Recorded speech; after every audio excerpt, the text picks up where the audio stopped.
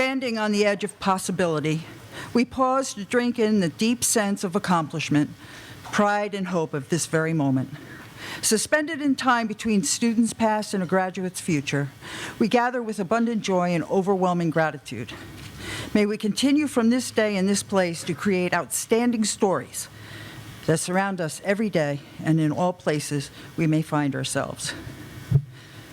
With gratitude and grace, we give thanks for all in this place and for those who are unable to be here this day, who have cared for these young people, for parents, siblings, friends, teachers, coaches, music conductors, guidance counselors, spiritual guides, and wise agents of love.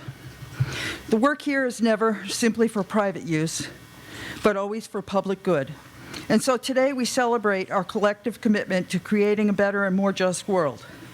We bask in the joy of this day, and may the fierce dedication and patient perseverance that has brought us to this moment carry us forth in our journey, a world marked by peace, justice, and compassion beyond measure. Please be seated.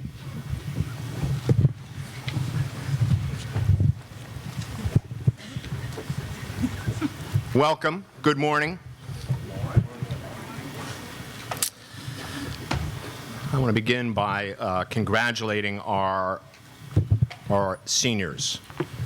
I think I speak for the entire faculty and staff of Forman when I say how proud we are of all of you. You've done an amazing job. We're thrilled to be here today to celebrate you. I think I speak on behalf of your children as I thank all of the parents and families who've made this day possible. I know for many of you, you've made sacrifices along the way, taken incredible investment in these children, and I know that the reason they're here today is because of all of you, so I say thank you. And then I think I speak on behalf of our graduates when I say to the faculty and staff, thank you. The work that you've done, the time that you've taken, the investment you've made in all of these students has led them to be here today as well, so thank you very much. As I was thinking about my remarks for today, I thought back about my own high school experience, and I was just trying to think about, the things that I went through when I was a high school student. And I had a memory that came back, and the memory was of actually being in 10th grade English class. And we had been assigned a book by our English teacher, The Mayor of Casterbridge by Thomas Hardy. It was a book that, as I read it, and you may have had this experience. If you haven't, you probably will at some point, where you're reading this book and you think, why am I reading this? It's not very good. And I thought, it's very soap opera-ish in a 19th century British, dry, boring kind of way. And I thought, well, maybe it gets better. Some books do that, so I kept reading. And it didn't get any better. It really didn't. And so I remember one day in class saying to the teacher, ever so politely and respectfully, why are we reading this? And he explained to me, the reason we were reading The Mayor of Casterbridge is because this is a great work of British literature. It's part of the canon. Thomas Hardy was a masterful writer, and this is one of his best books. And if you can remember what you were like in 10th grade, that response was not the most satisfying. It was kind of like saying, well, the reason you take medication is although it doesn't taste good, it will prevent you from getting sick. That's not the way I think about literature necessarily, something you do just because others have done it. And I felt vindicated a few weeks ago when I was reading the newspaper and they had asked famous authors to talk about books that they saw as overrated. Classic books, books of the canon they saw as overrated, and to suggest another book that they thought was similar, but actually a better book. And I felt vindicated because The Mayor of Casterbridge was on that, and I thought, well, it's not just me. This other famous author also said it, so surely I am right in my conviction. And as I was thinking about that and thinking about the speech I was going to make today to all of you, I thought I'm going to go back to that list and look at some of the other books that are on that list. I can't really remember that. So I Googled it. I think I Googled something like, famous literary works, overrated, something along that line. If you do that, you get a lot. You get a lot of responses. A lot of people are happy to share their thoughts on books they think are overrated. And so I'm looking through, trying to find that list that I had amongst these many lists. And I did notice one kind of common denominator on just about every list. Ernest Hemingway was there as an overrated author. And I will tell you that's challenging to me. I kind of like Ernest Hemingway, but it's challenging because Miss Dwan and I have had an ongoing discussion about Ernest Hemingway for years where she says he's overrated. And I say, no, you just haven't gained appreciation of him. And so his appearance on that list many times means that she may be right, and I may be wrong, and I don't ever like to admit to Miss Dwan that I am wrong. But as I thought about that list, and I thought about how many people have written about these classic works of literature that are overrated, it got me thinking a little bit about the advice I would give you and share a little bit of wisdom about things that I see as overrated. So as you head off into the world, you can be cautious of them and think, don't necessarily believe the hype.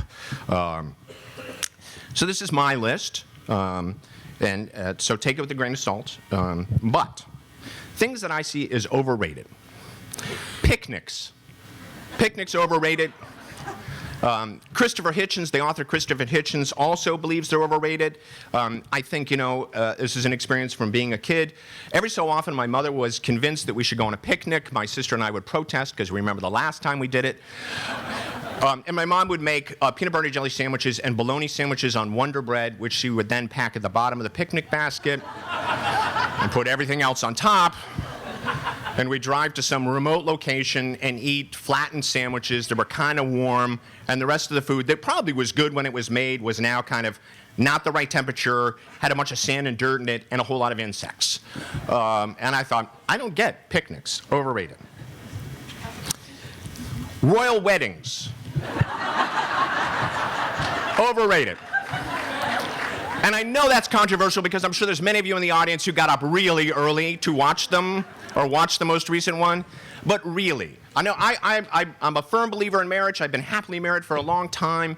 I think weddings are a little bit overrated in terms of the amount of energy and time and money that seems to go into some of them these days. But a royal wedding, really? You got up at 4 a.m. to watch people you do not know get married? I don't get it. Kale is overrated.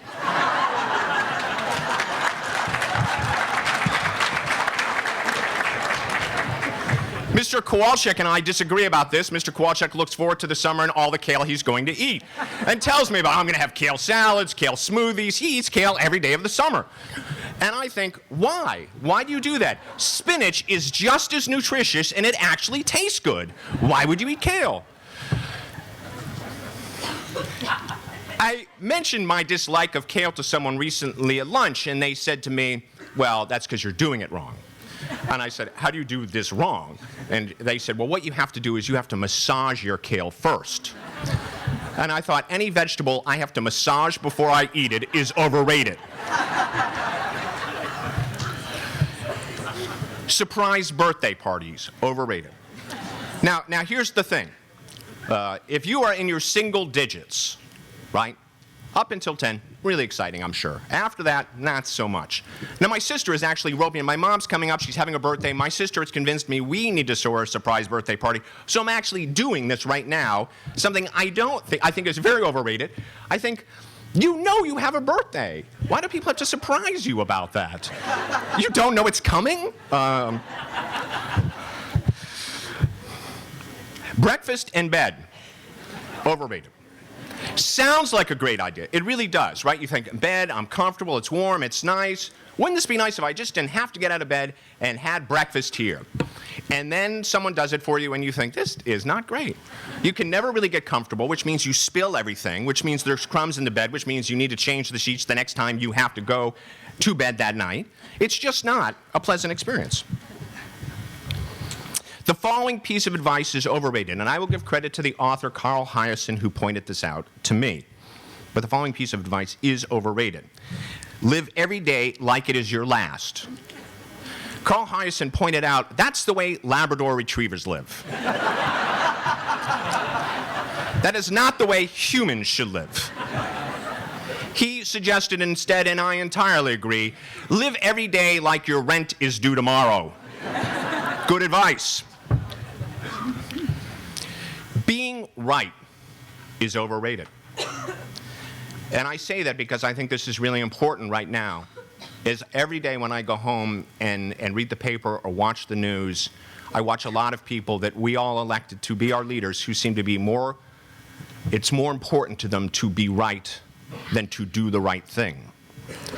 And I watch news shows. Pick your channel, Fox, CNN, MSNBC, whatever it is, and you watch these panels of experts who sit there and argue with each other in very uncivil terms.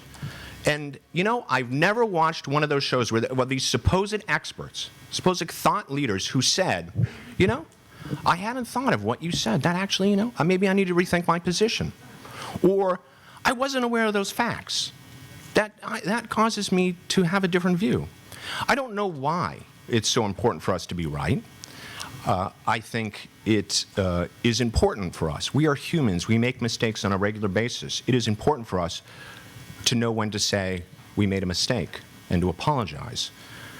If you want to be in any kind of relationship with someone in a long-term way, you better learn to be able to say, I was wrong. I'm sorry. It happens. So being right, seniors, learn what I would tell you, entirely overrated. Far more powerful to be able to say, I was wrong. Finding your calling, overrated, overrated.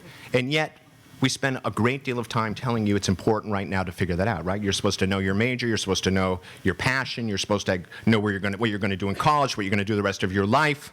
Finding your calling is entirely overrated.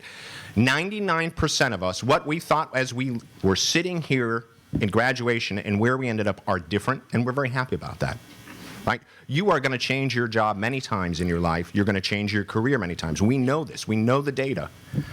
You don't have to have it all figured out, and don't let anybody try to convince you do, okay? I would say to you folks, as you leave, as graduates, as you leave today, do not believe the hype that you're supposed to have it all figured out right now. You're not. You got plenty of time, and it's going to change over the course of your life. Enjoy it. Finally, my last thing that I would say is overrated. The college experience is overrated. And let me be clear, not college. College is not overrated. The process of going to college, learning, growing your mind, developing and maturing, really important, not overrated at all. A 4-year degree, a bachelor's degree, is going to mean, on average, you will earn a lot more in your lifetime than if you do not have one. That bachelor degree is going to open a lot of doors for you. It's going to allow you lots of opportunities for jobs and careers by having that degree. You're going to be a more informed individual who can be more critical of the world around them and think with an analytical eye. You're going to be a better citizen. The college itself, not overrated. The experience of college is, because we have sold you a bill of goods that college is supposed to be the best moment of your life. And we put on a pedestal, oh, college is terrific, it's awesome all the time, it's going to be tremendous. And then you get there, and we put it on this pedestal, and you get there, and you go, you know what, this is kind of hard. Right? And there are days when you are going to be lonely. And there are days when you're going to be homesick, even though you've been away at boarding school. And there are days where you're going to think, this is not everything I thought it was going to be. And you're right. And the reason I tell you this, and I know that I mentioned this to the other day, was that I don't want you to get there, and when it gets hard, you think you don't belong there. You do. I've been doing this job for a long time. I have not met a single graduate who did not have the experience in their first semester of saying, I'm not sure if this is right for me. I'm not sure if I belong here. And you do. But it's hard. So stop treating college like it's a party and start treating it like it's a job. It is. You go there, and we have jobs. I love my job. I love my job. It brings me lots of joy every day. But I also know that I need to get up and be at my office at a certain time. And there are going to be parts of my job that I don't like. And to be honest, I still have nightmares. I still have this college nightmare that looms in my head. It's this nightmare. I don't know if someone has something similar, but I have this nightmare that it is the last day of college, graduation looms, and the dean comes to me and says, you need to take a final in a language I've never studied. And I say, I didn't sign up for that class. And he said, well, you went, on the first day you went to that class. And I said, yes, but I dropped it. No, technically we don't have that. So you're going to have to sit this exam, and if you don't pass, you don't graduate. I still have that nightmare. College is hard. It is. It's wonderful. It's wonderful. But it's full of challenges and heartache and all the things that you're going to experience the rest of your life. So enjoy it. But remember, college is not a party. It's a job. It's a job. That concludes my things that I consider overrated. Before I end, I want to offer a special thanks to our graduates and actually to all the students here. This year, as many of you know, I became very sick, and it was probably the worst experience of my life. And I actually had to take some time away to be treated. And the incredible kindness and kind thoughts and well wishes and support all of you gave me is actually what got me through it. And I thank you from the bottom of my heart. I will never forget what you did for me. And when you're that kind of sick, you spend a lot of time lying in a bed thinking about your life and your mortality and what you've accomplished. You think a lot about yourself. And I got to tell you, what a relief it was to come back and think about someone else but myself. You drive me batty at times. I worry like you wouldn't believe about you all the time. But I love you very, very much. And thank you for all of your incredible support.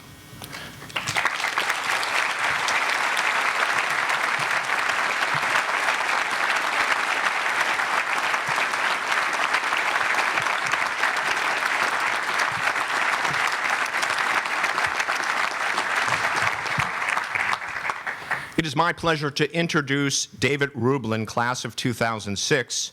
Dave Rublin is a Brooklyn-based songwriter, bassist, producer, and multi-instrumentalist. He grew his musical roots at Berklee College of Music in Boston, studying electronic music production. After moving to Brooklyn in 2012, Dave founded rock band American Authors with 3 of his closest friends. They're best known for their hit single, Best Day of My Life. The band has sold more than 6 million singles and 1 million albums worldwide. They tour often and just released another single that is racing up the charts. Please welcome our speaker today, David Rublin, class of 2006.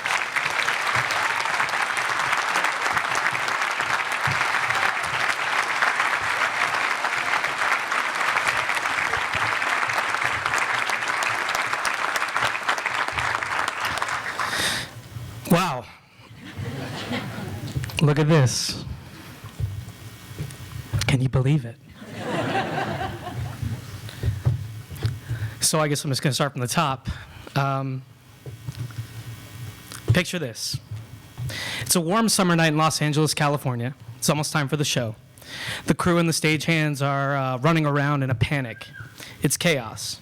The buses are humming and golf carts are zipping left and right to set up the night. We're getting ready for 2 nights sold out. One Republic has done it. Counting Stars is the biggest song in the world. Followed closely by a young new band out of Brooklyn, New York, with a song called Best Day of My Life. 20,000 people each night, a little less than today. 40,000 total. We walk on stage as the first of 3 acts, American Authors, The Script, and one of the biggest bands in the world, as I said, One Republic. I'm a huge fan, if you can't tell already. I hand my bass to my guitar tech, walk off the Hollywood Bowl stage. Our set is finished. I'm sweaty, I'm proud, I'm blessed. I've never seen people like that before. A field of bodies just swaying harmoniously to sound. The show ends, and one of the greatest songwriters of my time, Ryan Tedder, the lead singer of One Republic, is on the grill. The grill master, surrounded by beautiful people, celebs, and his bandmates. I feel so not worthy at this moment. He walks up to me and hands me a well-done steak and says, "Eat up." He's talking to me. I look apprehensively at this piece of well-done meat and I think to myself, really? I had so much more respect for you. I smiled and cut a piece and ate it as he watched. He smiled. And I realized at that moment in time, you have to take every opportunity you're given. I looked up at the sky and I laughed. I made it. Hello, class of 2018, and welcome to the finish line of your high school life. Isn't this a trip? Here you are. The best news is this is just the beginning of your own. I'm proud to call you future alumni of the school which changed my life. Let's travel back in time for a second. To me walking at my Forman graduation, my parents, my grandma arriving and beaming with pride. I'm blessed to be back again more than 10 years later to have them here sitting in the second row with me today.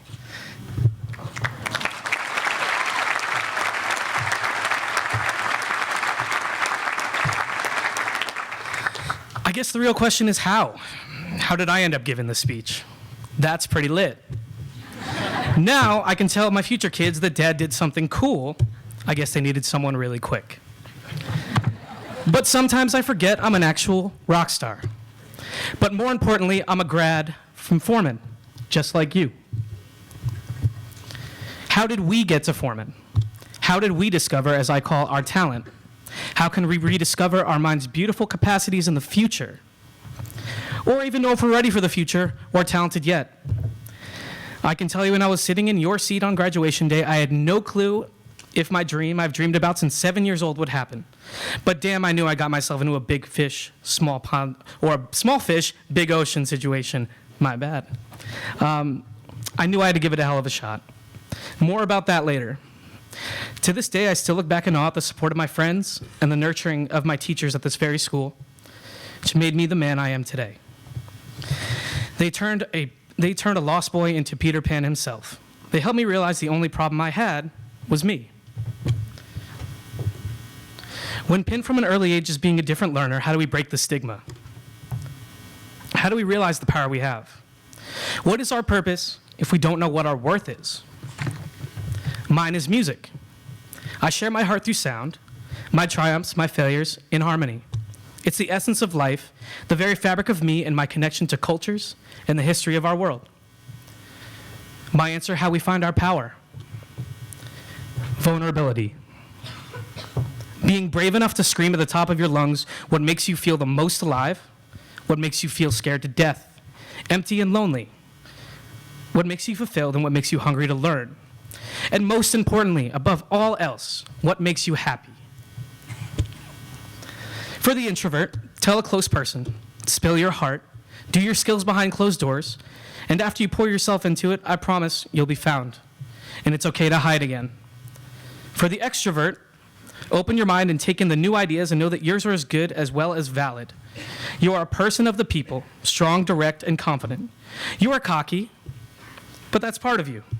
You will help the introvert start a multi-million-dollar app or something. We're all drinking from the same cup, half empty, half full. We have the power to be our best selves. We share our minds to our peers here and our faculty, who I call my friends, who have the ears of hawks and only want to feel the fire you possess. I was like you at one point in your life. I was told I would amount to nothing. I was skipping school, using drugs, stealing money, stealing things to make cash, thinking I need to get as much money as I could to live because my guidance counselors and teachers at my public school couldn't give less of a damn about a hyper kid who didn't do standardized tests well. A student they knew who would get lost in the pack. But yes, I'm very loud. Years of my teenage life went by being told I was different, not college material. I'm glad I'm not a pile of loose leaf paper or a package of Bic pens or a trapper keeper. That would make no sense.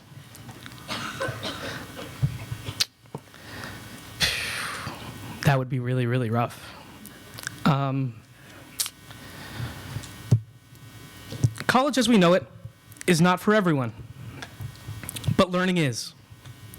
My reality was bleak. I sunk into a hole I let them make for me. Would I ever amount to the pressures of success? In what seemed like divine intervention, I came home from school one day and entered my home like any other day. I'm sure some of you know this experience.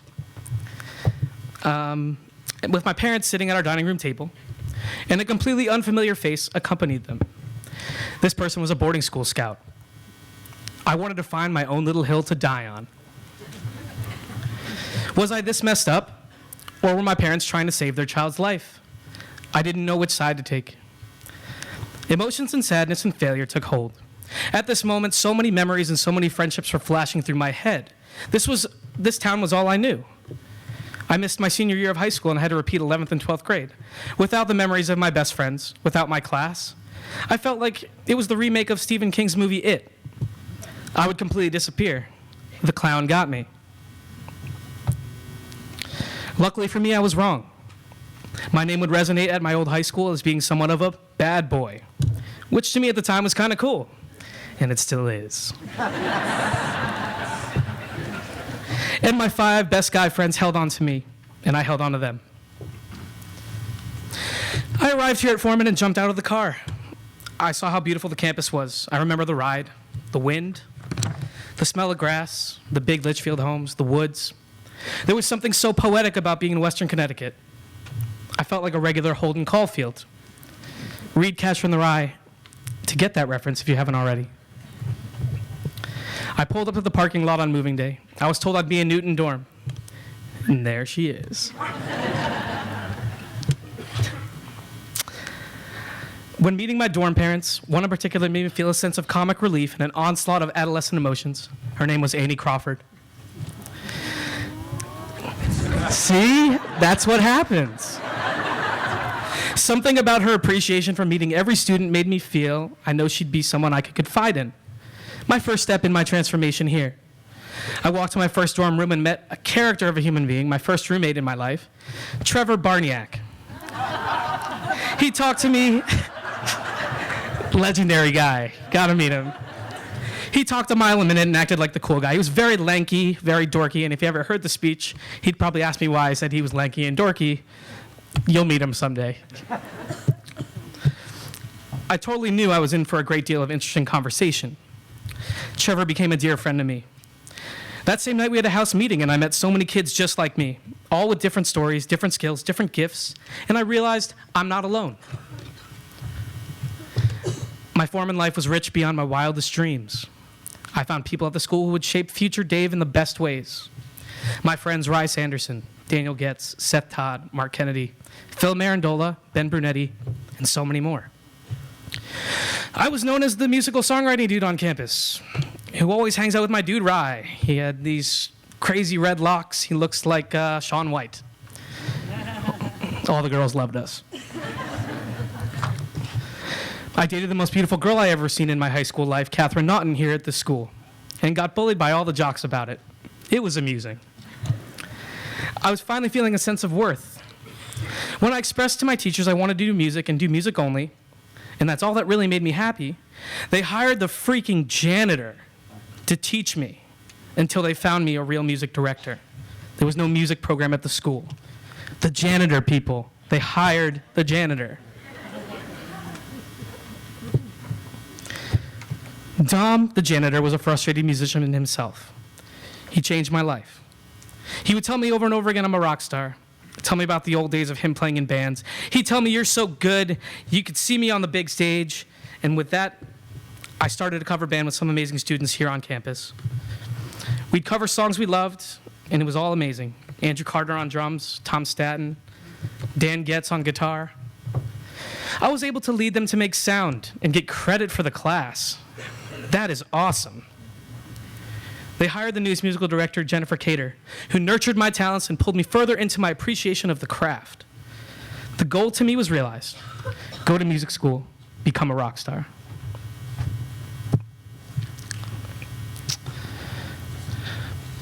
Schools were a long shot, especially the ones I wanted to go to. I would look up on Google back in the day, modern music school, top rated, like it was some sort of Yelp thing. I found Berklee College of Music. I wanted it all.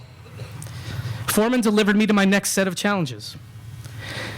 I remember a conversation with one of my favorite professors of all time at this very school, Mr. Tubman. He was short, stocky, reminded me of Peter Dinklage, the dwarf from Game of Thrones, but taller and smarter. I remember having problems in the class one day, and he held me back for a big what's up. I was terrified I wouldn't get into Berklee. I was feeling down. I got a letter back telling me no already from one of the schools I applied to. Mr. Tubman said something to me I'll never forget. You are the product of the energy you put into the world. You are inquisitive, curious, and forever seeking answers. I feel like if you even succeed, you will feel like you don't even deserve it. Why is that? You've worked so hard. You presented your final thesis with grace in my class. I think you're afraid of the responsibilities when you do get in. Okay, Yoda. Yes, I'm afraid to death. He looked at me and said, Mr. Rublin, you love stories. You gave your entire thesis on the inner workings of the author of Alice in Wonderland's brain. You have many stories to tell. If you get in or not, I know your stories will find a way to the world, with a fancy college or not. Get some rest. Don't overthink it. Let positivity guide you. And he left me with this. Failure is one of life's greatest motivators. So here we are. Okay. I'm in my little suit and tie. I'm walking with the boys from Newton to the dining hall when Miss Crawford sprints up to me in her charming, bubbly way and says, I got something for you. I got something for you. Check it out. I got a letter for you. In my hand, she places a letter from Berklee College of Music. She says, open it, open it. It feels really good. It's going to be a great day. It's 9 o'clock in the morning. I smile with excitement. I say loud and proud, everyone around me, if I get in, I'm going to be a rock star. And the boys in Beach were just like, yeah, whatever. Whatever, man. It was a Willy Wonka moment. I read you've been accepted to Berklee College of Music. I had my golden ticket. My heart burst. I'd been recognized by the best modern music school in the country. They know I exist. I cried. I found my purpose. As the late Avicii, famed DJ, rest in peace, says from his hit song, Wake Me Up, all this time I was finding myself. I didn't know I was lost. Now I was found. I later that year directed the high school musical and wrote tons of songs. I performed them right over there at Johnson Auditorium. Johnson was my safe place. To see the Visual and Performing Arts Center here on campus today gives me so much pride and joy knowing there's a place for a student like me to go and explore their talents and their gifts.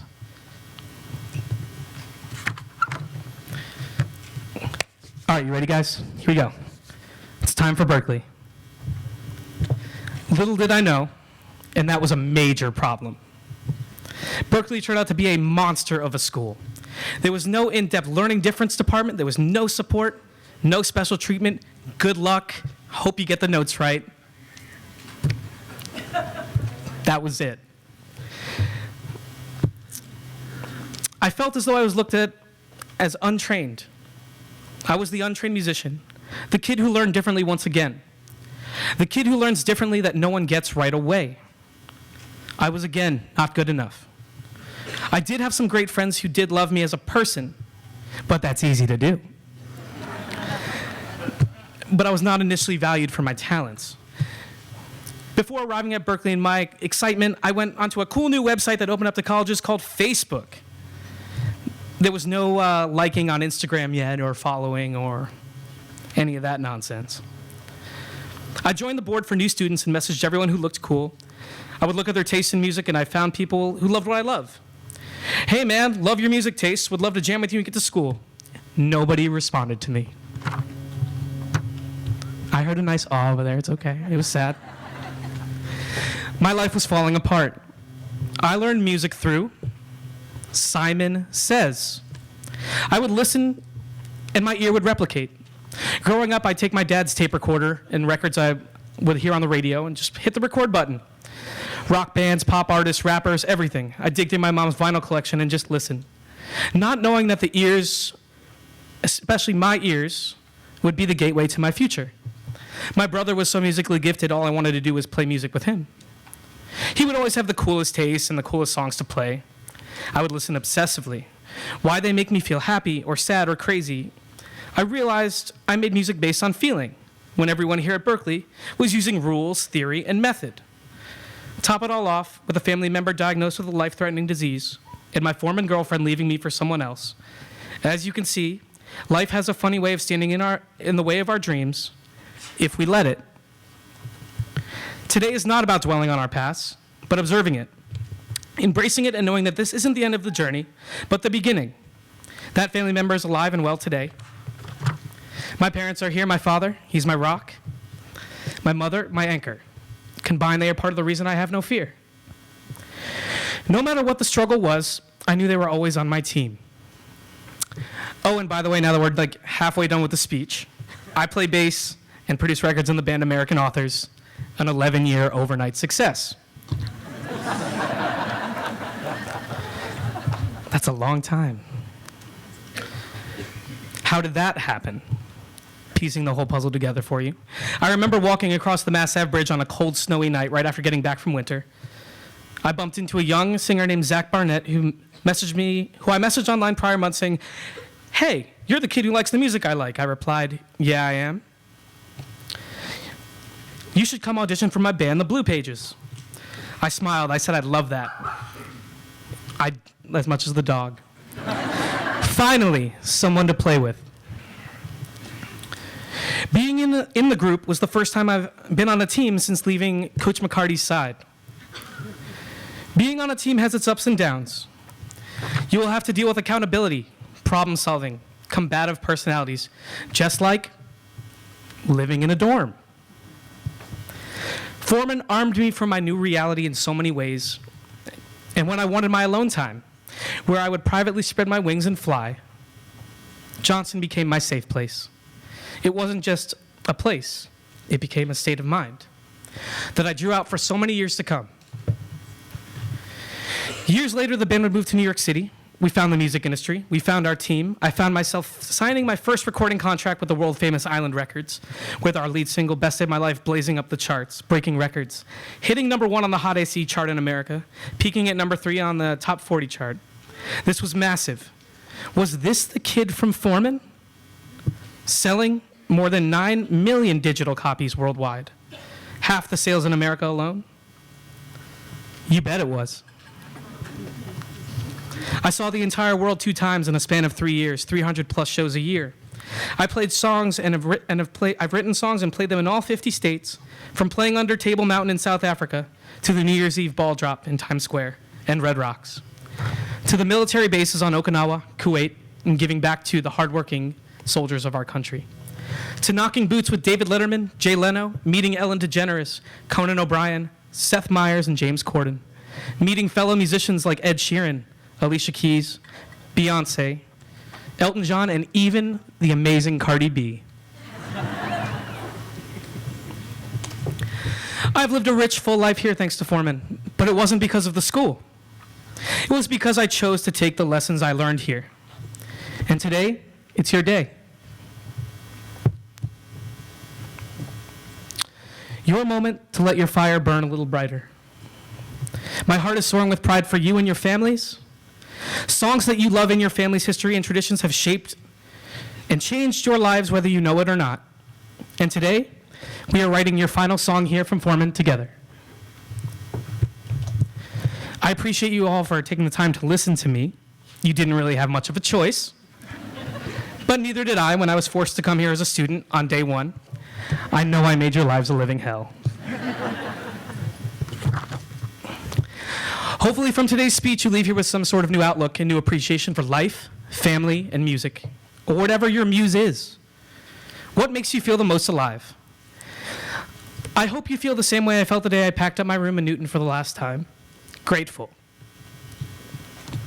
I also ask that you give recognition to your mind, body, and souls. You're a human with resolve to overcoming great adversity and in life's darkest hours, overcome great loss. So, we finally answered our question. Our questions. How do we break the stigma? Break the mold. Be bold in the face of injustice, the face of inequality, prejudice, hardships, and heartache? We be the best us we can be. Only you can be the best version of you. The road is long, and we'll present you with many paths for you to walk down. Be brave, be bold. Sing your song, because it could change the world. Congratulations to the class of 2018. Go get them.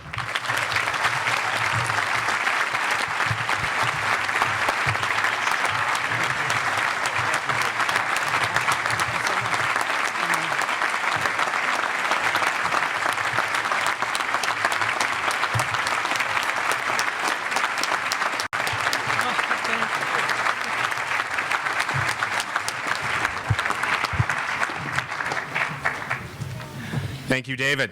Wonderful job. It is my pleasure to introduce the senior class valedictorian who will address the Forman community, Caroline Thayer Mahan.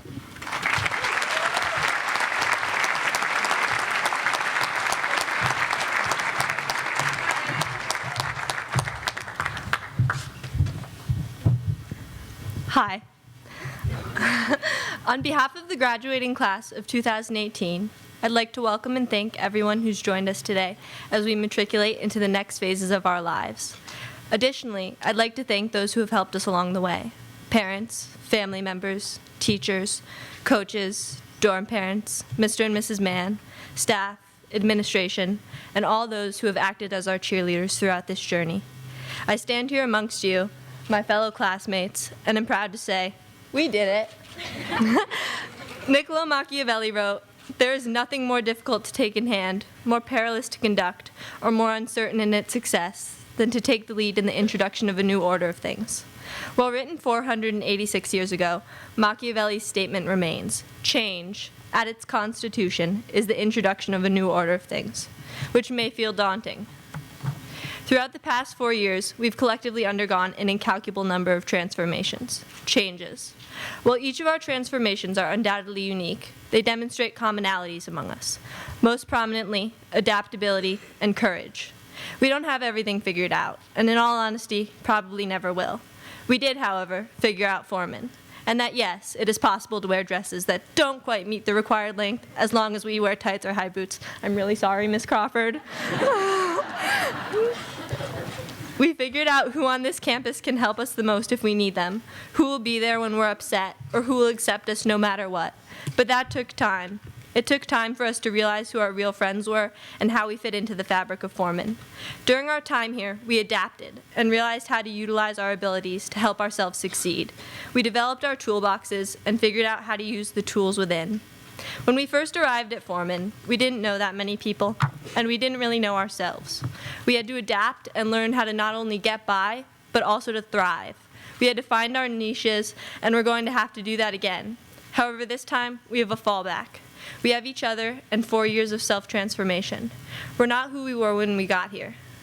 While we may not know the answer to the cliche question of what do you want to major in, we do have the past 4 years. In the past 4 years, we've realized our own potential. We have learned that we are far more capable than we once thought ourselves to be. We have discovered the importance of following our passions. We have gained confidence. We have become leaders within our community. We have formed educated opinions about issues that transcend our campus. We have figured out what types of people we want to be and gained the courage to actualize these aspirations, to move past the obstacles we may have initially faced in our past, such as being bullied, shyness, or fear of inadequacy. We have become courageous. We've learned that having courage is imperative to self-growth and ultimately success. Our experiences over the past 4 years, both as a community and as individuals, will propel us forward towards whatever our ultimate goal may be. As Dr. Seuss wisely put it, you have brains in your head, you have feet in your shoes, you can steer yourself any direction you choose. In closing, I invite you all to take a moment to look within. What was the most powerful lesson you learned during your time here? Who helped you and believed in you? How did you adapt? What or whom helped you to become courageous? I hope that you're all able to take a moment to look back on all you've accomplished at Forman and look forward to all the accomplishments you'll undoubtedly achieve in the future. I wish you all the best of luck in the coming years and challenge you to face the peril and uncertainty of change with the adaptability and courage I know you each hold. Congratulations to the class of 2018.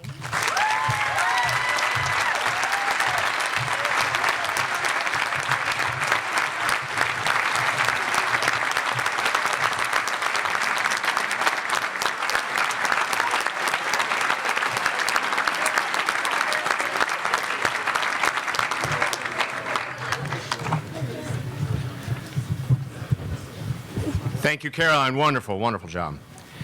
And now we have a musical performance by our senior ensemble.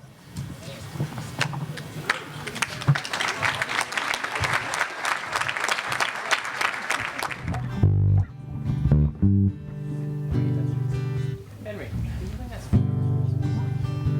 that's okay, man. That's good. Stop. Thank you, Henry.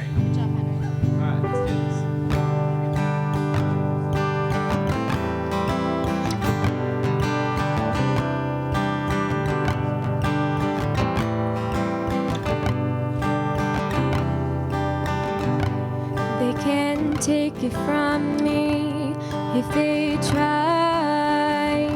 I lived through those early days. So many times I had to change the pain to laughter just to keep from getting praised.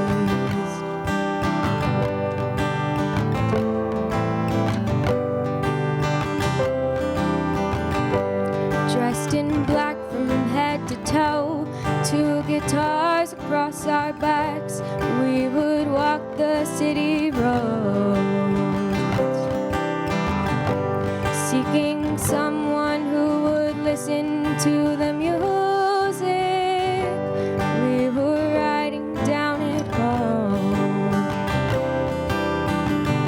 And they can't take it from me if they try.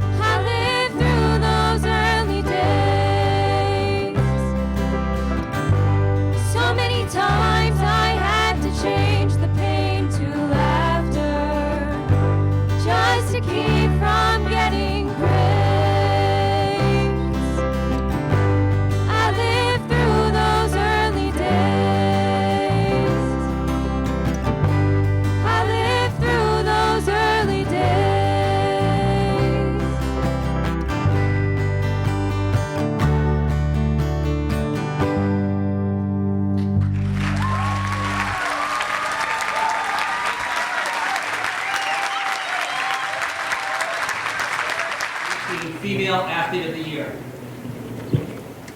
This year's female athlete is a 3-year senior who is a member of the girls' varsity soccer, basketball, softball, and baseball teams. During her career at Forman, she received the Most Improved Player Award for her soccer team in both 2016 and 2017.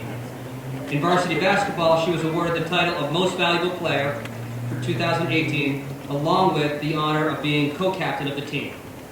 In basketball, she was the 2017 All-Star Honorable Mention, the 2018 HVAL All-Star Second Team, and 2018 New England All-Star, and 2018 NEPSAC Honorable Mention. She was an integral part of starting up our Forman softball program and helped lead the team to becoming the 2018 HVAL champions. As a pitcher, she had 94 strikeouts this season, which is a school record. Because of her talent on the field, she was awarded the Most Valuable Player both in 2017 and 2018. She also made the softball 2018 HVAL First Team All-Star and honorable mention for All New England in 2017. This young lady is the ultimate team player. Ask any coach about her, and they will speak about her hard work, fierce competitiveness, and ability to put everything into her time on the court or playing field. What sets this young lady apart is that she not only pushes herself, but also all her teammates. She will certainly be missed. Congratulations, Courtney Lynn Schiller.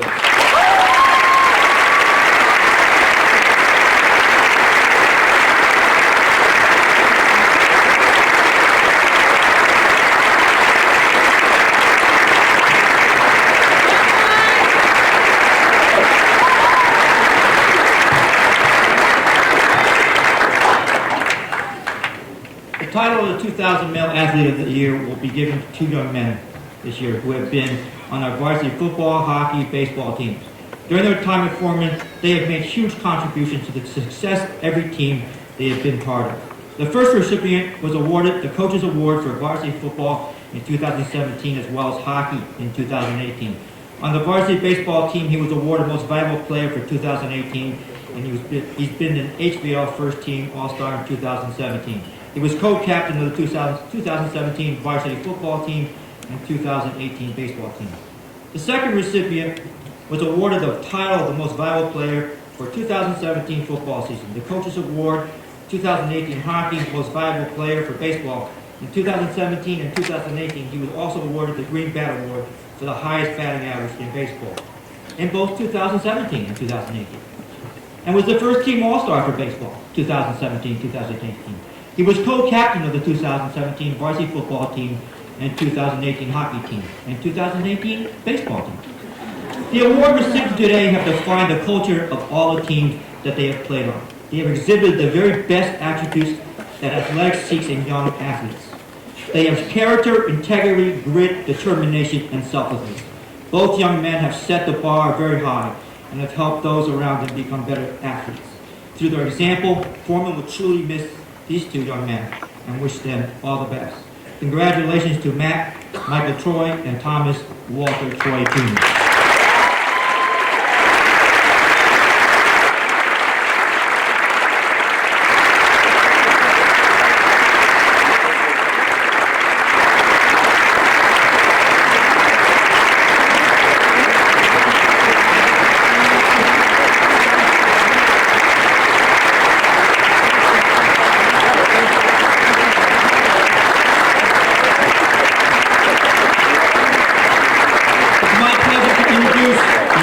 Bender, Chair of the English Department.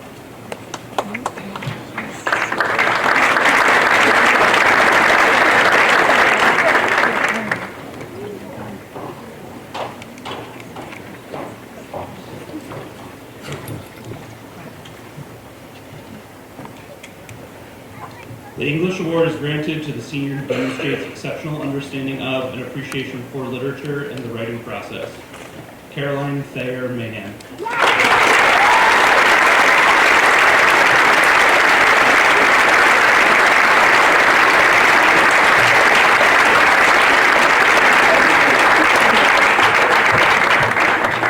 It is my pleasure to introduce Jonathan Davis, Chair of the Mathematics Department.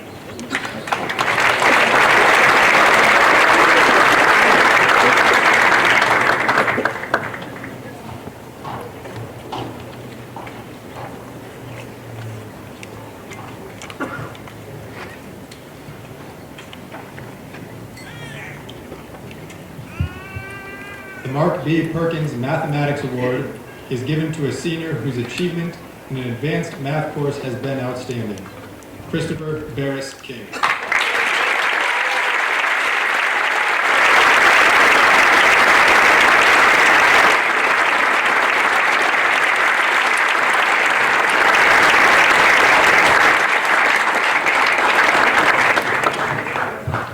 It is now my pleasure to introduce John Renahan, Chair of the History and Social Sciences Department.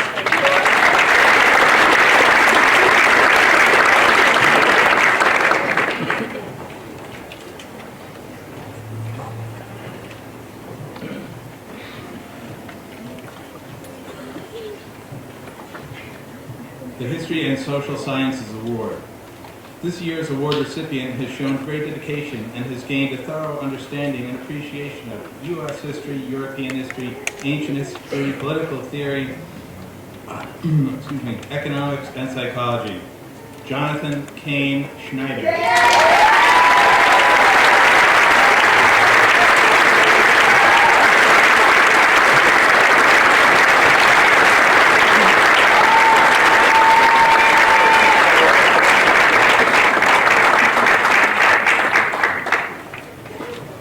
It gives me pleasure to introduce Patrick McCarthy, Chair of the Science Department.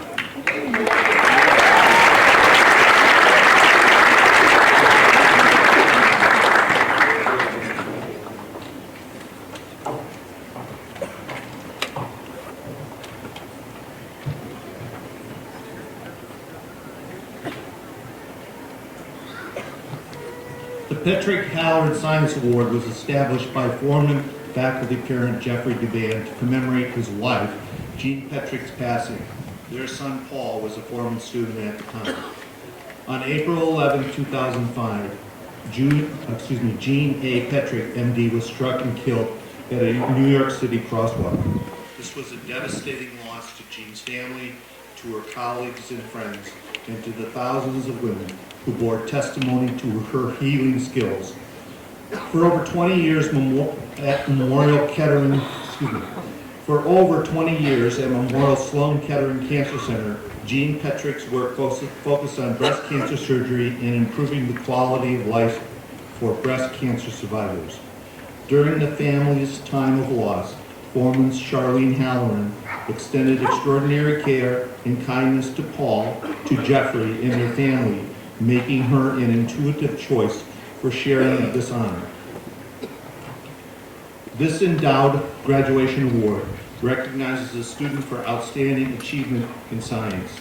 The award carries a $500 stipend towards the purchase of books, materials for the recipient's first year of college. This year's recipient of the Patrick Howard Science Award is Grace Elizabeth Miller.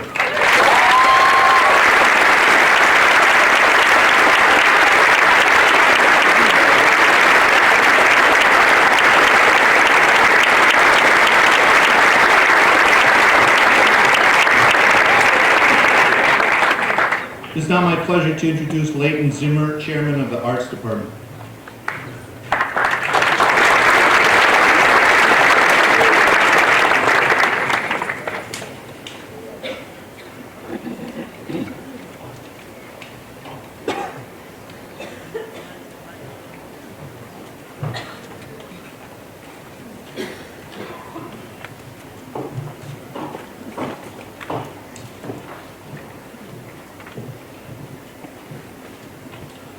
This year, the Art Department recognizes 3 students for their exemplary commitment and dedication to the arts. Over the course of her 2 years at Forman, this musician's contributions as vocalists, instrumentalists, and theorists have lofted campus productions to new heights. In addition to leaving us with vivid memories of her singing and her guitar, her saxophone and piano playing, she also leaves us with original composition of prelude music for Forman's National Honor Society ceremonies, a piece that will grace those events for years to come. Fortunate indeed will be the college and music community that claim this talented young lady. This year's award for excellence in music goes to Stella Mae Brooks.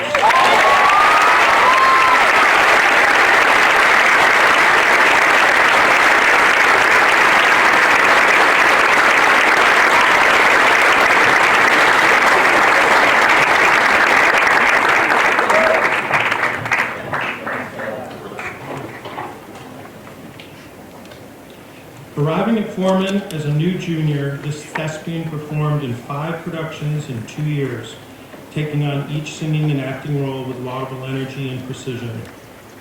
Known for her humility and willingness to explore emotional depths, whether as inspiring Helen Keller or the whimsical Fiona, she is most appreciated by cast and crew for her positive attitude and impeccable theater etiquette.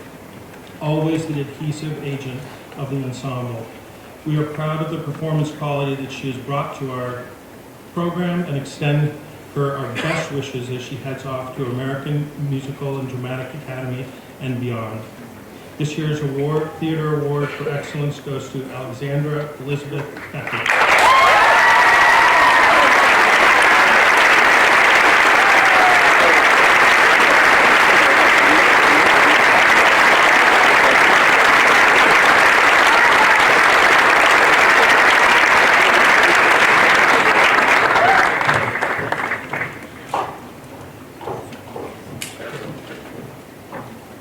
This year's Award for Excellence in Visual Art goes to a four-year senior who came to Forman via the summer school program. This prolific student of the arts participated in studio classes every semester for all 4 years, excelling in ceramics, metalsmithing, drawing, and painting. In addition to her explorations in studio art, she expanded her creativity in the Ingenuity Lab, utilizing virtual reality programs to create three-dimensional and immersive art. As she heads to Sarah Lawrence College, we wish her all the best. This year's award for excellence in visual art goes to Madeline May Sharpless.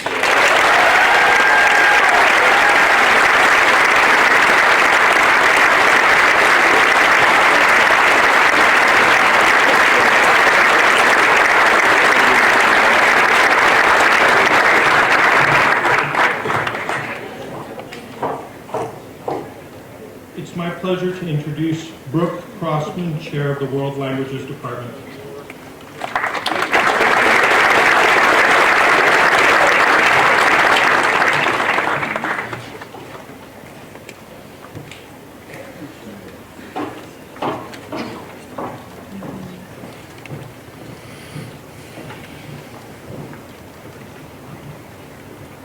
The World Languages Award.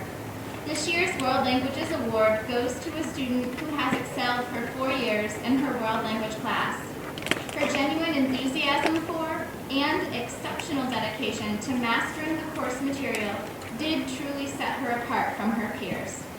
Her passion for learning serves as a shining example to students everywhere. Caroline Fair Mayhem.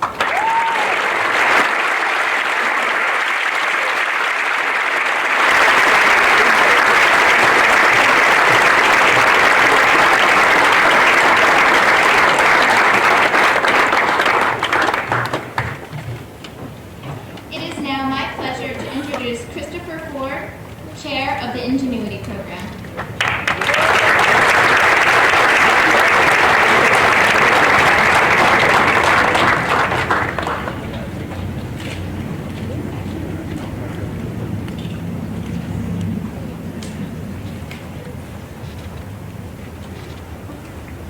The Ingenuity Program Award is given to the senior in the Ingenuity Program who consistently embodies the essence of the program, who avidly pursues his or her own interest, talent, or passion, and who contributes to the success of their peers through meaningful and mutual collaboration.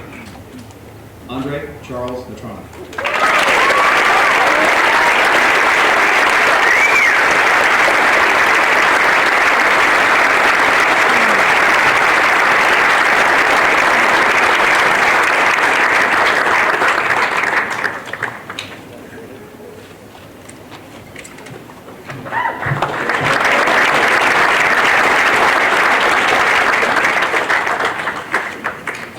It is now my pleasure to reintroduce Adam Mann, head of school.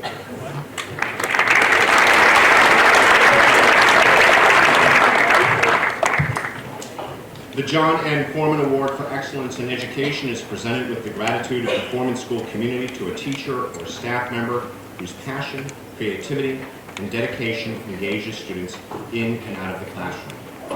Two representatives this year are Martin Bozak and Sean Kelly.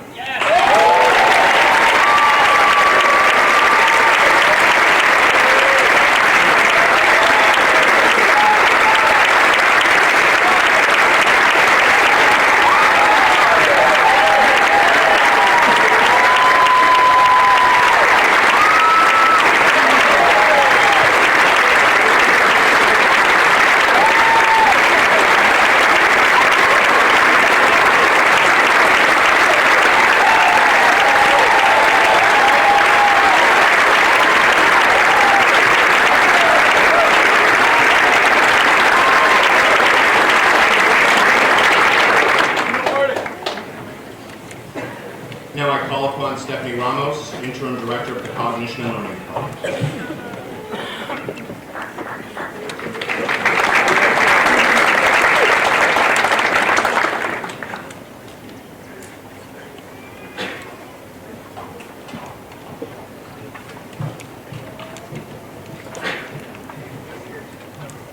The E.D. Hale Award is presented in honor of Mrs. Edelweiss Dwyer Hale, who retired in 1976 after 23 years at the Forman School. During her years here, Mrs. Hale served in many capacities as a house parent, teacher of Latin and English, and helped form the Language Center Program, which was a predecessor of the Cognition and Learning Department. The E.D. Hale Award is given to a student in the Cognition and Learning Department who has achieved commendable progress through diligence and perseverance. Julie Leon Delfino.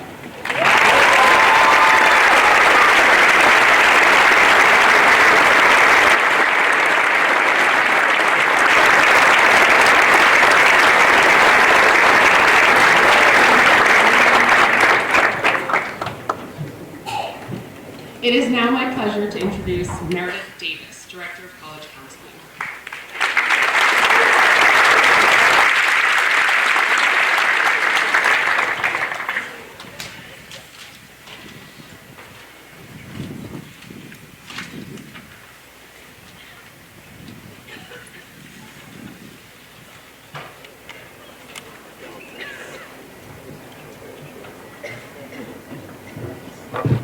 For an anonymous gift of endowment, the First Merit Scholarship Award recognizes 3 students, one each from the freshman, sophomore, and junior class. We acknowledge these students for their personal progress and growth during the year in all facets of the life of the school. It is given in memory of Richard G. Purse, who was headmaster here from 1979 to 1986. Presented this year to freshman Luke William Stanley.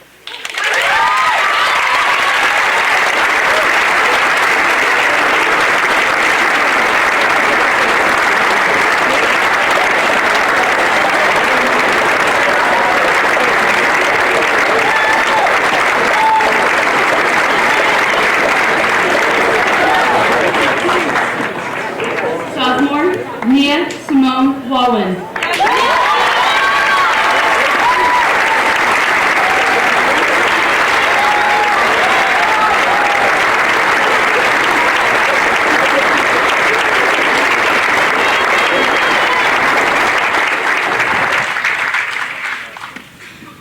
And junior Harris Adam Goldstein.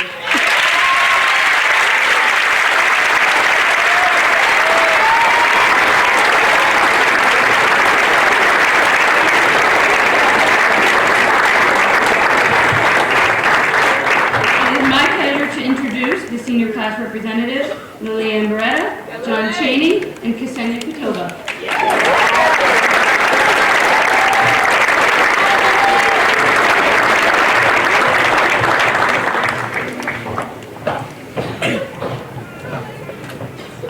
The Seniors' Choice Award has been made possible through the generosity of an alumna of class of 1944 to recognize a current junior who plans to return to Forman for his or her senior year. The choice is made by the senior class to recognize a junior who has shown a real growth in the area of academics, athletics, or social interactions. This year's Seniors' Choice Award goes to John Baird Atwood.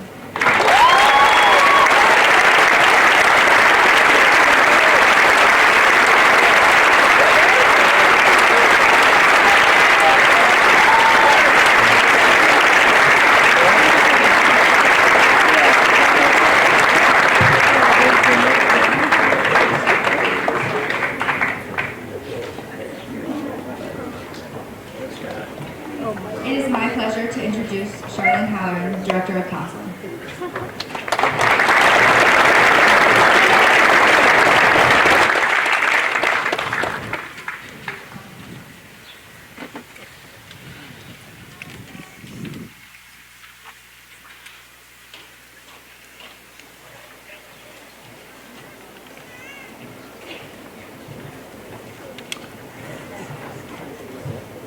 The J.W. Gilmore Award. This award is given in memory of J.W. Gilmore, a student who attended the Forman School from 1957 to 1961. He was a boy of great personal courage who possessed a good sense of humor and was respected by his peers. He loved life, was modest, helpful to others, and loyal. This award is determined by the student body and presented to the student who exemplifies the qualities of consideration, humility, and moral courage. This year, the award goes to Ben Irwin Goldstein.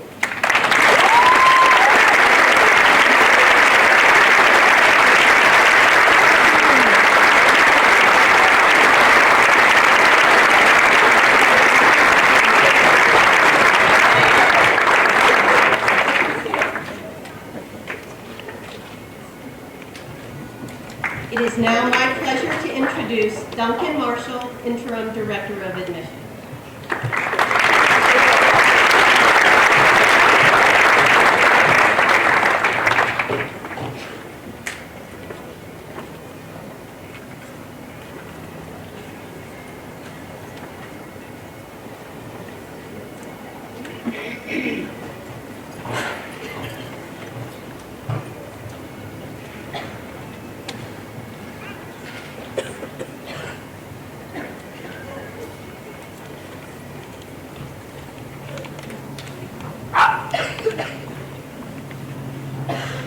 It's my pleasure to present the Avis Halsey Award. This award is a memorial to Avis Halsey, a woman who had great impact on the character of the Forman School for nearly 20 years as a teacher, advisor, and director of admissions. The award is presented to two students new to Forman who have best lived up to the ideals of the school. The recipients of this award possess characteristics such as humility, determination, integrity, and strength of character. The Avis Halsey Award winners for 2018 are Haley Shoshia Strauss, Haley,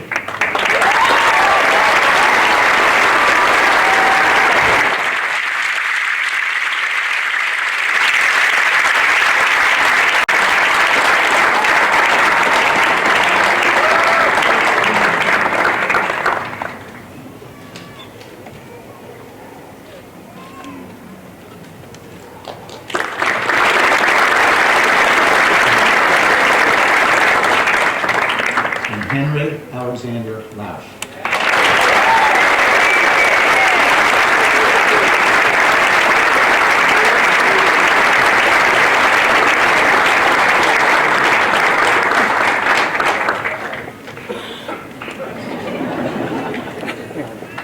It is my pleasure to introduce Sean Paget, Director of Library Services and Technology.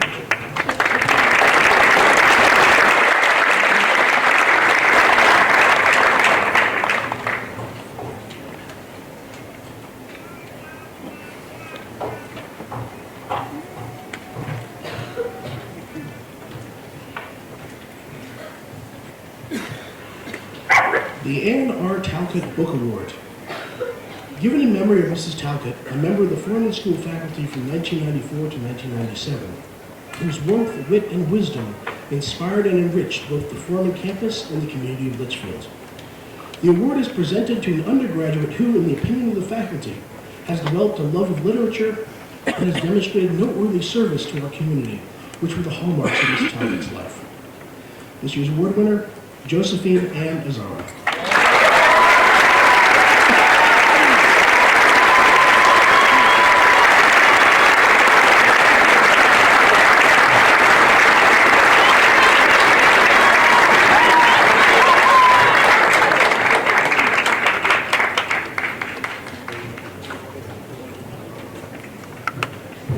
It is now my pleasure to reintroduce Head of School, Adam Mann.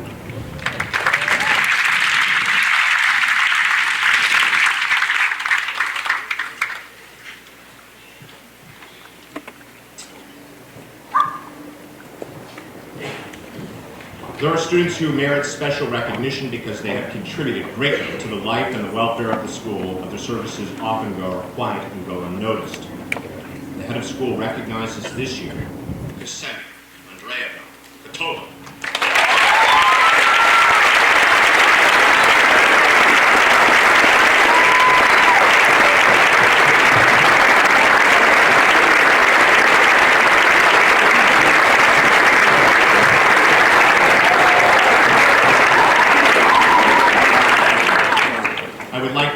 introduce Scott McCarty, Director of Athletics.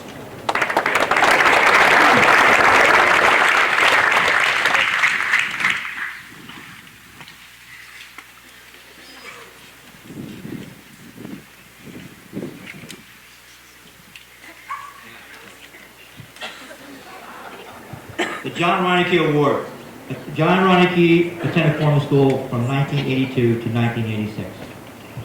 During this time, John was stricken with cancer and lost his arm. In spite of his cancer, John participated fully in the life of the school, including playing first base for the baseball team. After graduation, John returned to Forman to assist in the athletic department and run the student snack bar.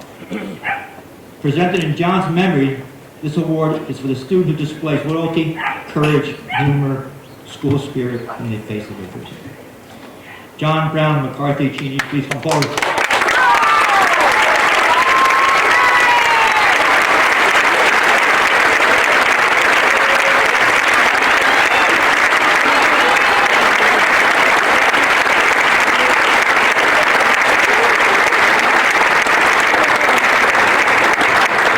It's my pleasure to introduce Annie Crawford, Dean of Students.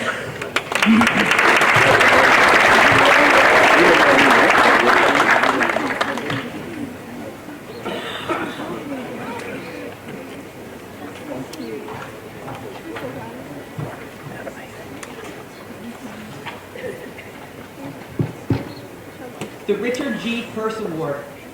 Richard Purse, headmaster of the Forman School from 1979 to 1986, believed that there is a kind of leadership which embodies an inner vision of community, a firm sense of integrity, and most importantly, an understanding of the humor to be found in human relationships. Emily Grace Chandler.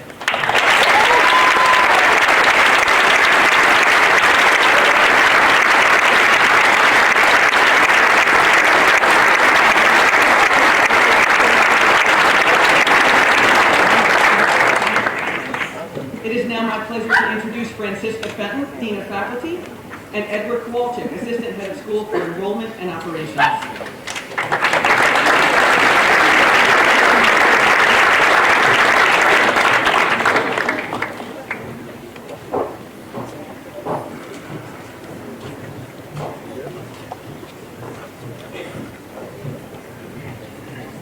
The Julie Ripley Forman Award. The Julie Ripley Forman Award is presented to the girl in the graduating class who best exemplifies the Forman School's ideals of loyalty, integrity, humility, fairness, and consideration for others. This is considered one of the school's highest awards. This year's award is presented to Sophia Haley Gadsden.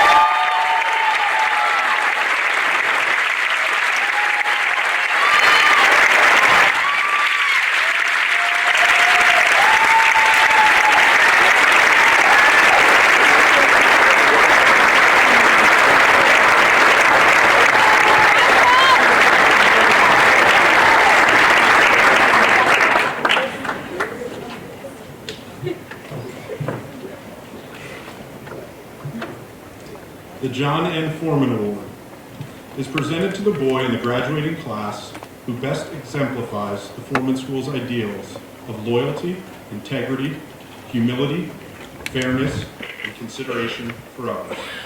This is again considered to be one of the school's highest awards. This year's John N. Forman Award goes to Brendan Alexander Wilson.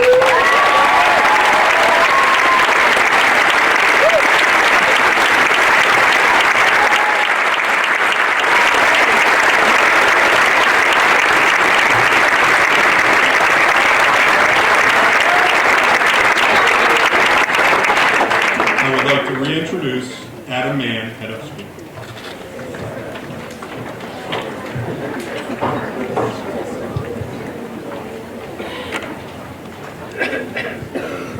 Class of 2018, it is with sincere respect for your individual and collective achievements that I award your diplomas. You have accomplished a great deal and have given much to your school. If I may speak for the faculty, you have made us proud.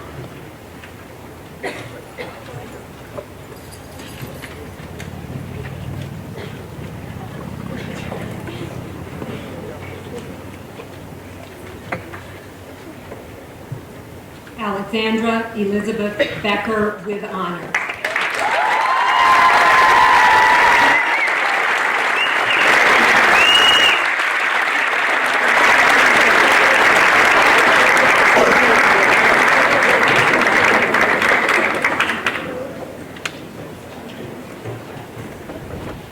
Ethan Martin Bennett.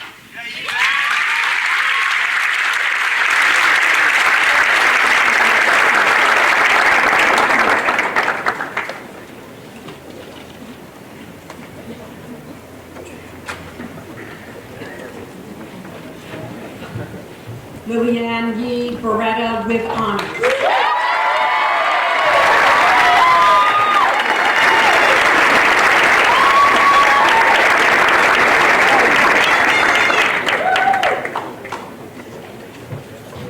Easton Charles Brashear.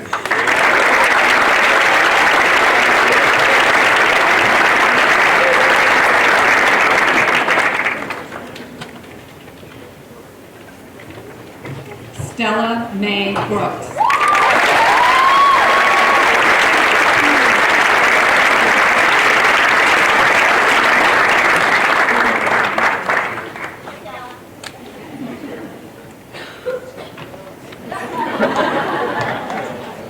Caroline Benda Brusky.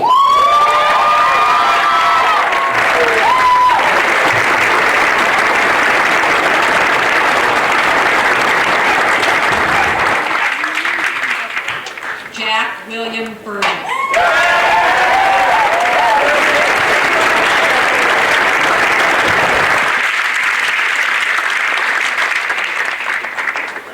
Go, Jack!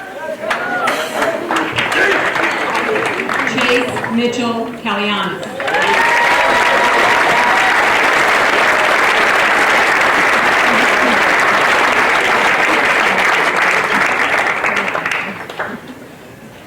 Emily Grace Chandler.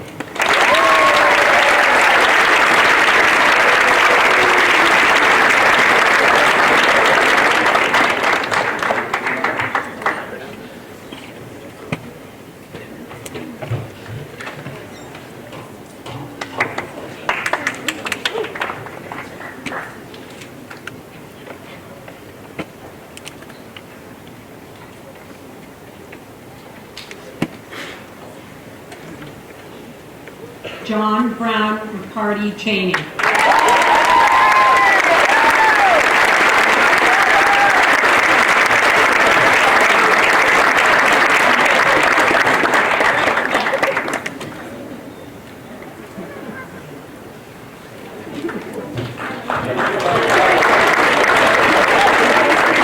Anthony John Chuda.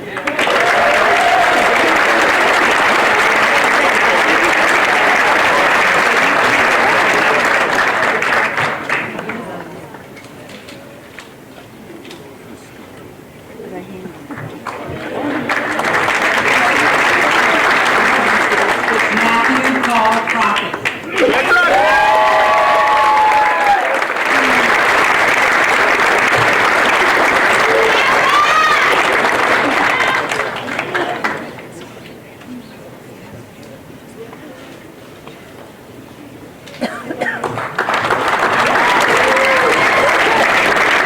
Colin Gale Combs.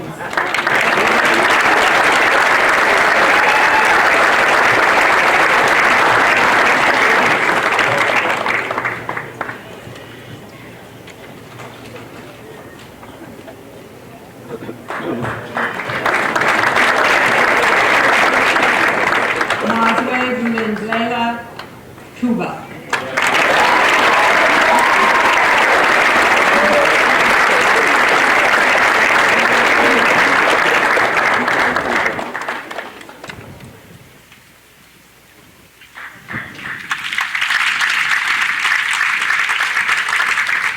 Jalen Ross Curran.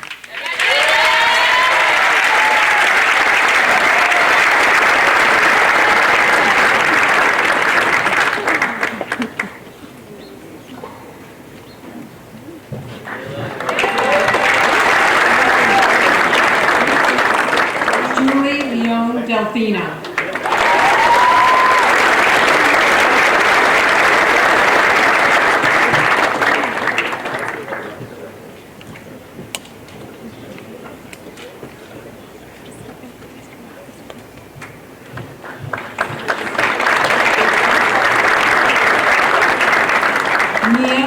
Dawson Donahue.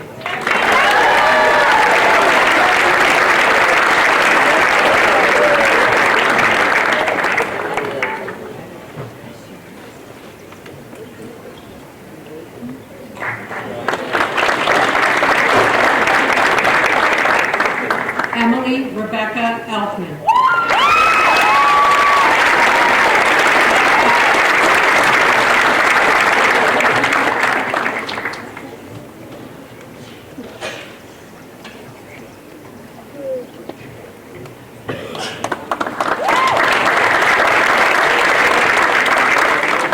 Jason Matthew Epstein with High.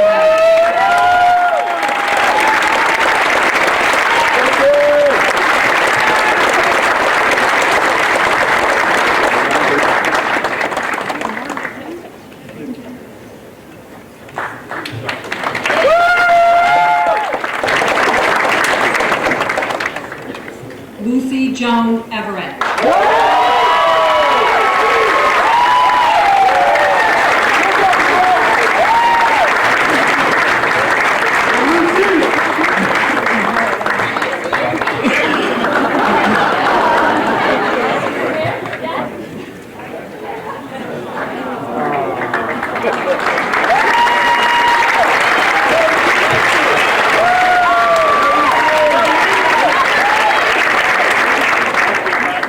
Annabelle Ford Rippon.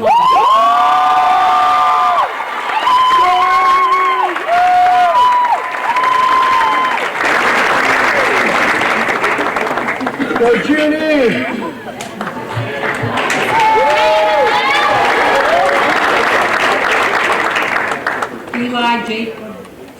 Eli Jacob Freilich with high honors.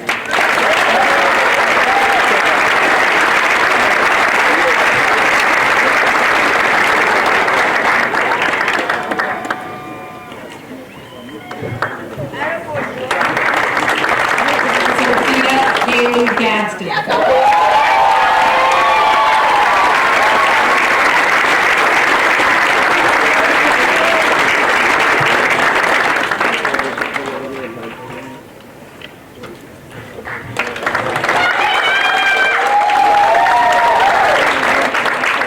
Maximilian Corrado Gabolas.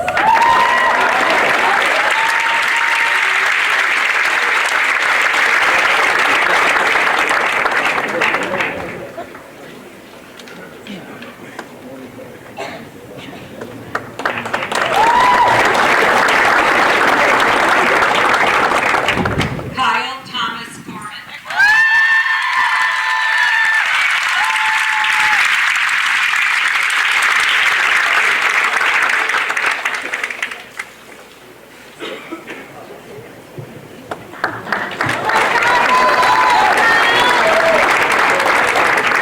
Christopher Barris King with high honors.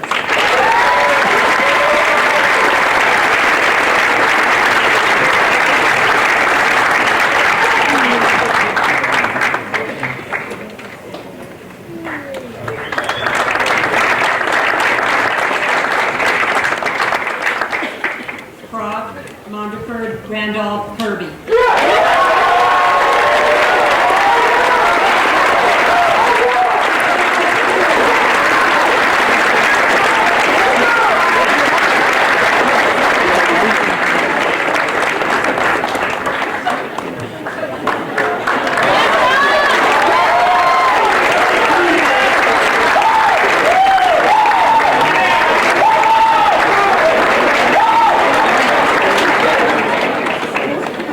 Sarah Sanjay Kathari.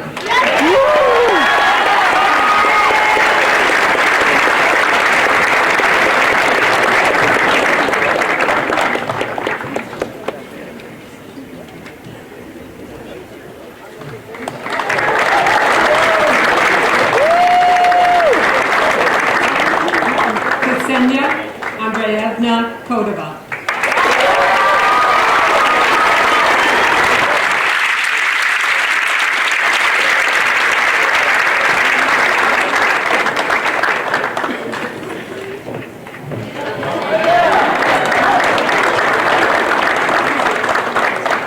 Quinton James Lepple.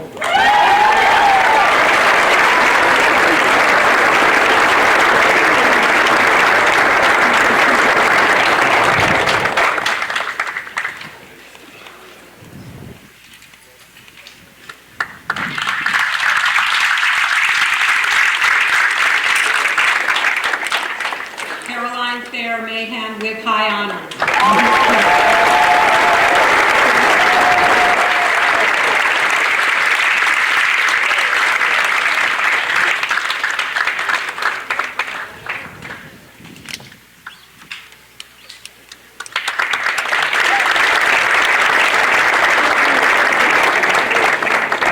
Emily Robin McKenney.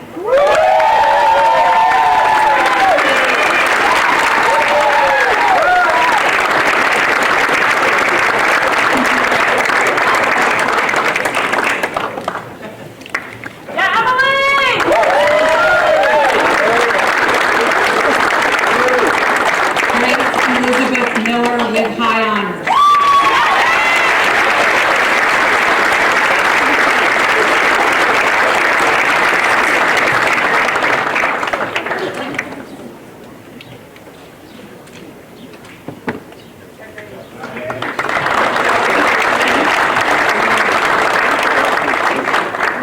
Andre Charles Matrano with high honors.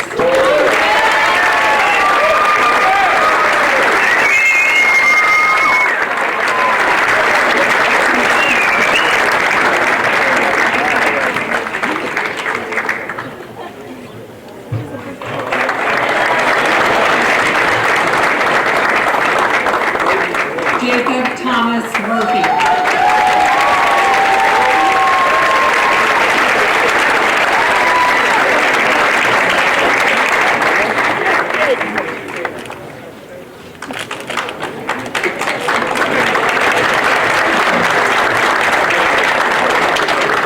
Samantha Jill Novick.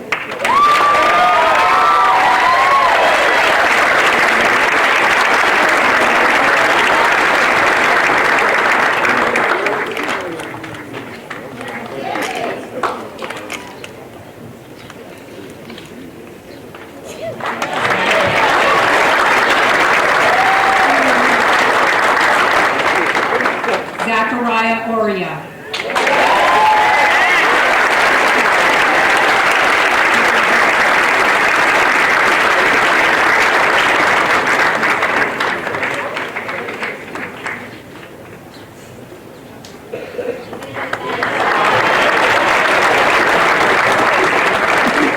Benjamin Miles Pear.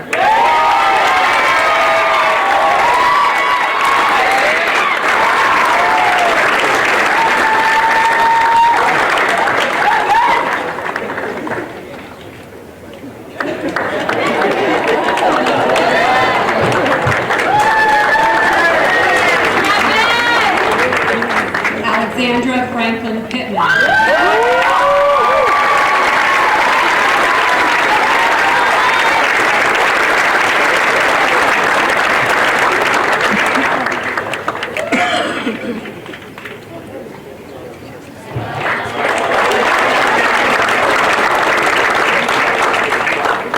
Alexander John Raggett.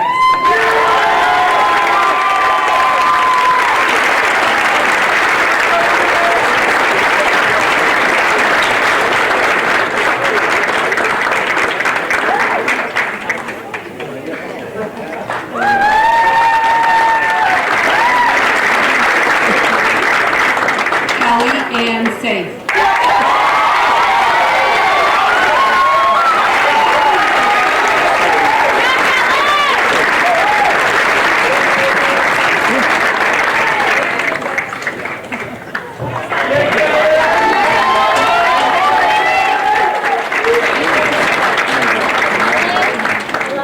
Christopher Thomas Shell.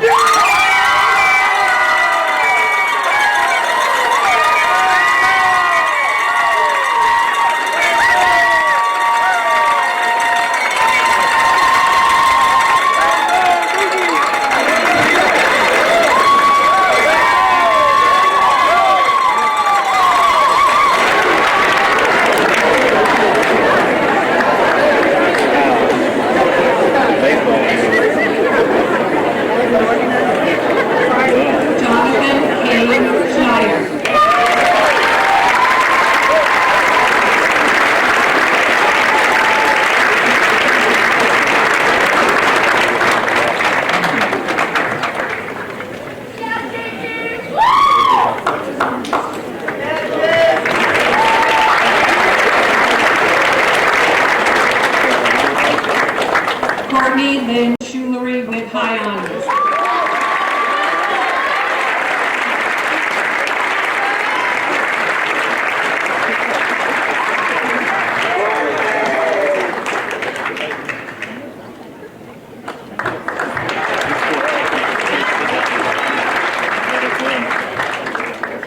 Madeline May Sharpless with high honors.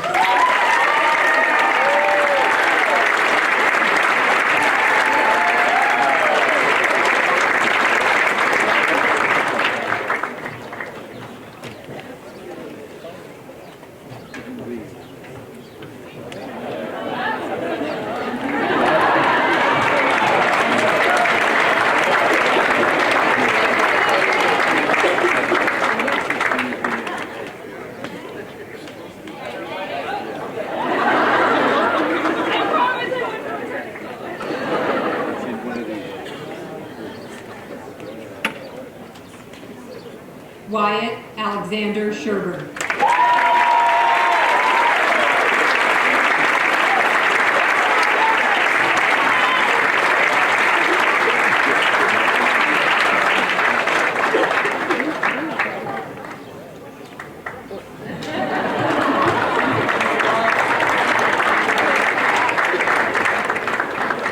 Thomas Harrison Shamil.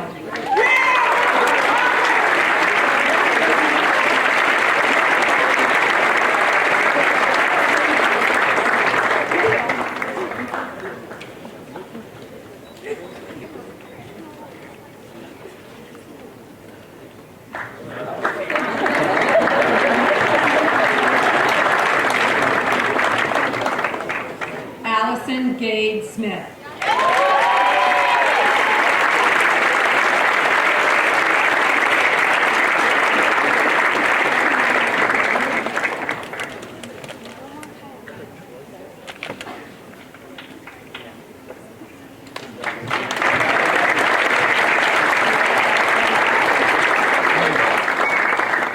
Victoria Elizabeth Spadafora.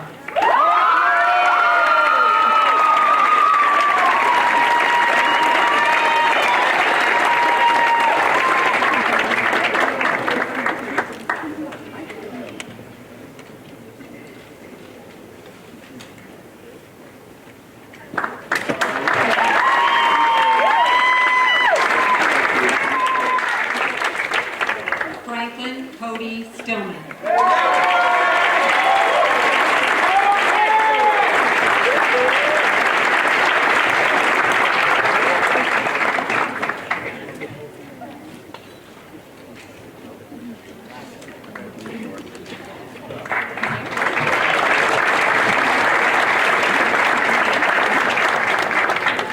Emily Nicole Tobin.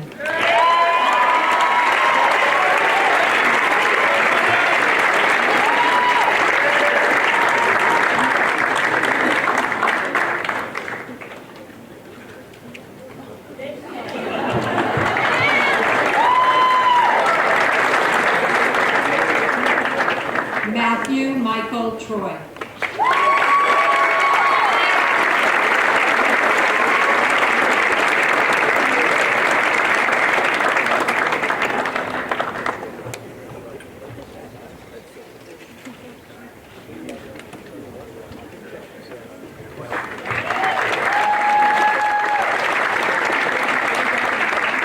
Thomas Walter Troy Jr.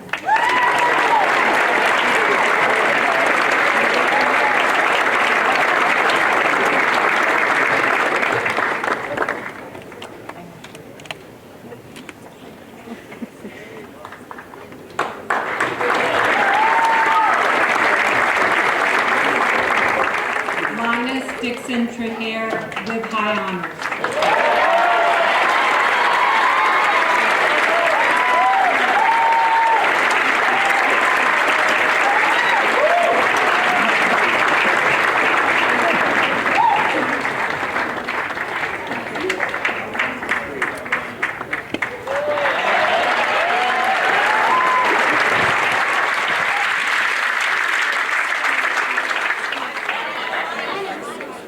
Brendan Alexander Wilson with high honors.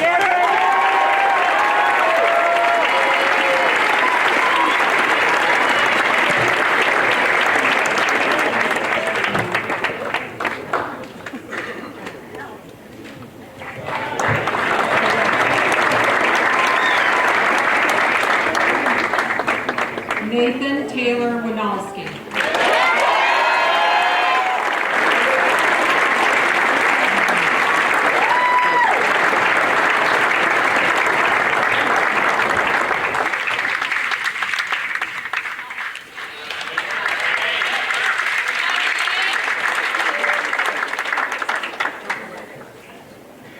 Margaret Ann Zagrodzki.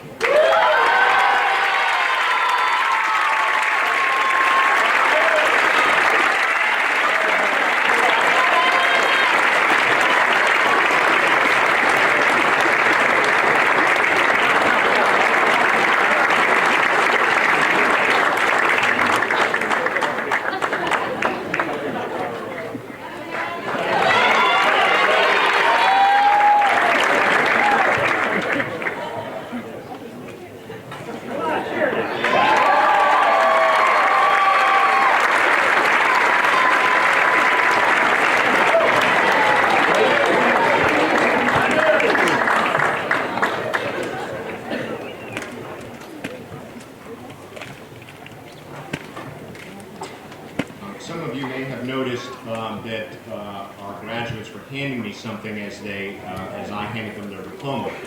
It is a tradition here at Forman that as their first act as being welcomed to the alumni body, they actually give me a silver dollar, making a donation to the school to support those students that follow them. Wonderful.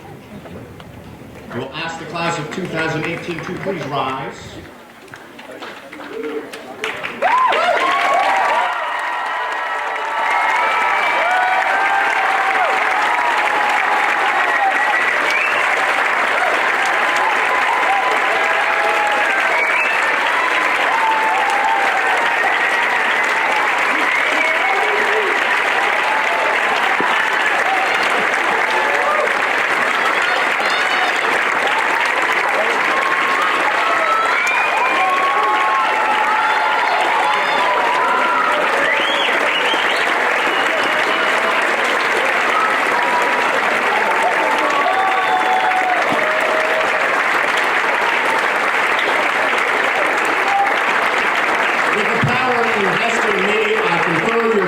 And welcome you into the ranks of the Forman School alumni body. I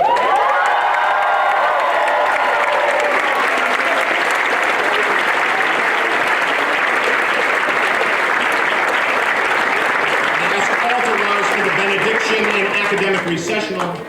May God bless you with discomfort at easy answers, half-truths, and superficial relationships so that you may live deep within your heart. May God bless you with anger at injustice, oppression, and exploitation of people, so that you may work for justice, freedom, and peace. May God bless you with tears to shed for those who suffer from pain, rejection, starvation, and war, so that you reach out your hand to comfort them and turn their pain into joy. And may God bless you with enough foolishness to believe that you can make a difference in this world, so that you can make what others claim cannot be done. Amen.